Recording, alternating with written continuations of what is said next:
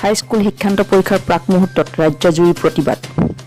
BJP নেতৃত্বাধীন চৰকাৰখনে অসমৰ 6 জনগোষ্ঠীক জনজাতিকৰণ কৰাক লৈ সমগ্ৰ অসম চলি থকাৰ সময়তে জনজাতি সমন্বয়ৰক্ষী সমিতিয়ে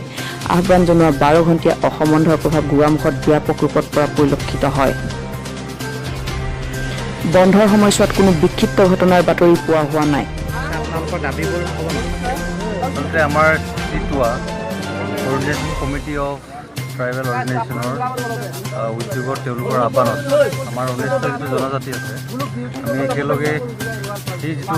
অসমৰ 6টা জনগোষ্ঠী তেওঁলোকৰ বিৰুদ্ধে অসম চৰকাৰে ভাৰত চৰকাৰে যি ধৰণে এটা the constitution schedule tribe amendment bill 2019 যিটো তেওঁলোকে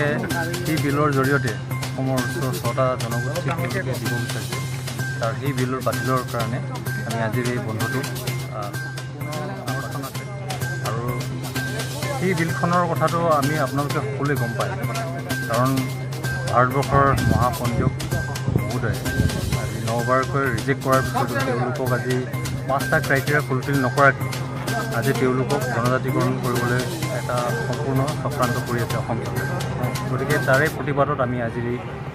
বন্ধটো পালন কৰিছোঁ আৰু আমাৰ এই বন্ধ কাৰ্যসূচীত সম্পূৰ্ণ আমাৰ জনসাধাৰণৰ আনহাতে যদিহে 6 জনগোষ্ঠীক জনজাতিকৰণ দিয়ে তেন্তে অনাগত দিনত চৰকাৰৰ বিৰুদ্ধে ভয়াৱহ আন্দোলন গঢ়ি তুলিব বুলি সংগঠনটিৰ নেতৃত্বই চৰকাৰক সকীয়াই দিয়ে গোগামুখৰ পৰা Lochan Das Assam news any time